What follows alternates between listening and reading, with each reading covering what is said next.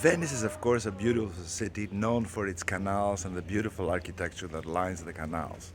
Um, One of the things that people don't really know is how these canals are actually constructed and how these straight, completely straight canals and sidewalks and streets are made. Um, it may come as a surprise to you that they're all pretty much resting on a bed of wooden pylons. Yes, underneath these canals that you see on the sidewalks lining the canals, there are wooden pylons, trunks of wood that have been hammered down to the soft mud of the lagoon many years ago, even centuries ago. And on those pylons, the Venetians have built with stone and concrete both the sidewalks, the straight sidewalks that you see here, and very often their houses. This is accomplishable partially by the quality of wood that they use, that is very water resistant, and also by the fact that the water creates a reaction with the wood, and mollusks like oysters and mussels start growing on the wood, making it more and more hard and more waterproof. But sometimes, of course, accidents do happen, and that's what I'm going to show you right now. We're going to look right here on this particular piece of sidewalk that has collapsed right over here. It has collapsed perhaps because wood rotted or the sand shifted or whatever happened. It has been completely damaged and rock has been broken.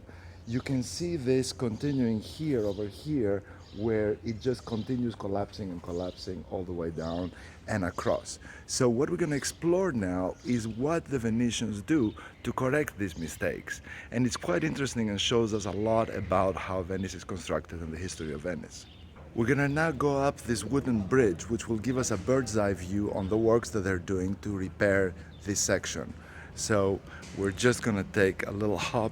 You can see the beautiful little streets that run along the sides of these canals, and the famous Venetian light coming down them and illuminating the corridor of light and street.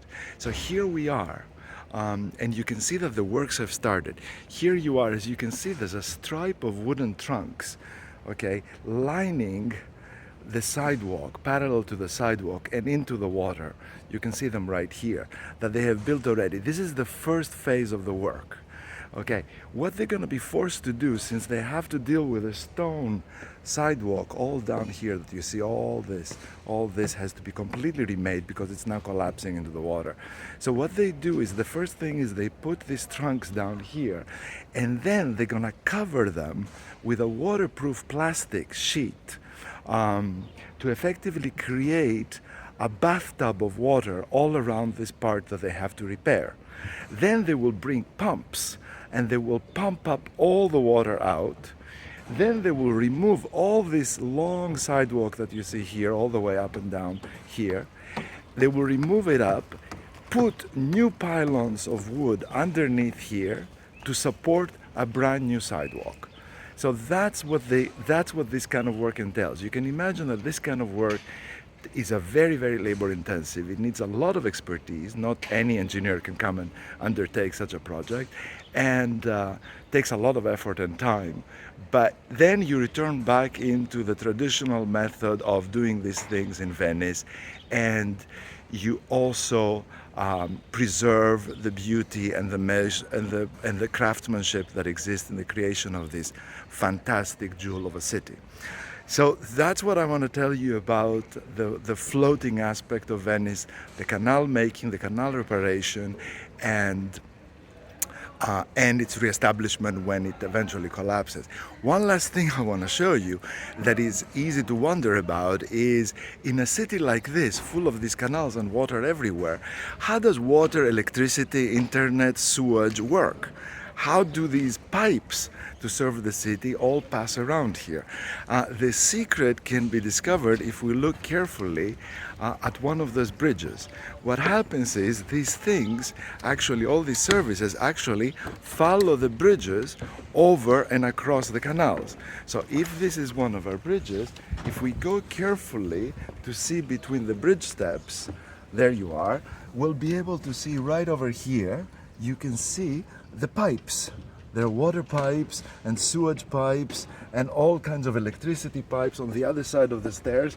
You can see all these pipes right over here, okay?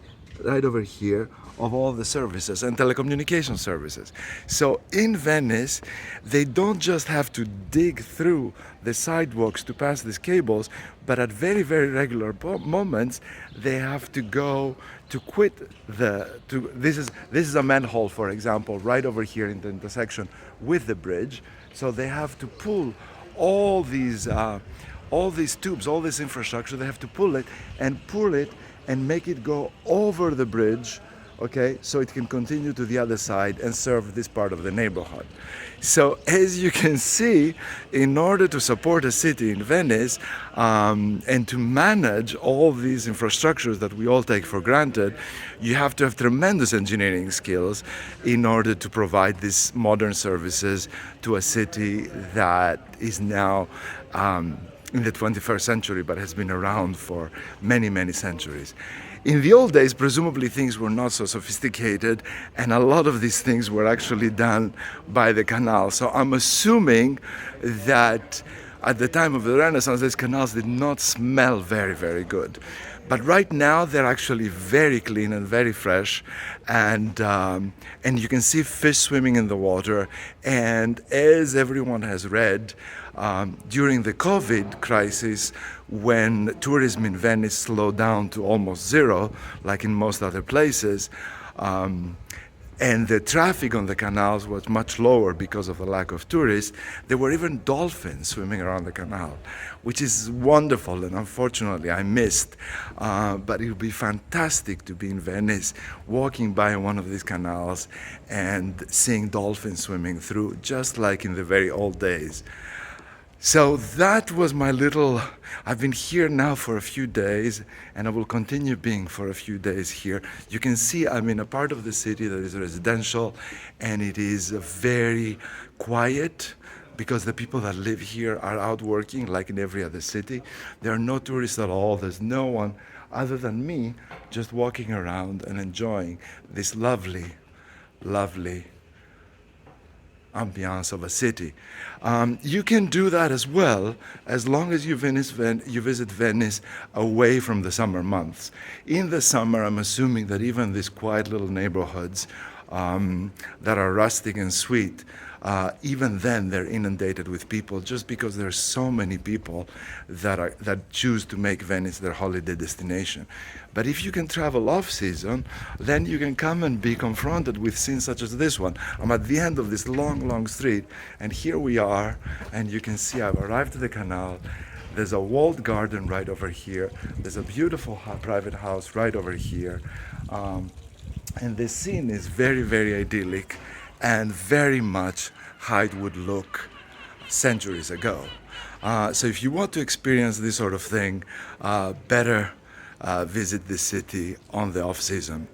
Now that, if you're still enjoying this video, let me show you some more things in this wonderful quarter. Number one, I want to show you that they still hang their laundry from their windows. Okay, so if you happen to be passing by when they're just hanging them and they're all wet, you'll get some drops on your head.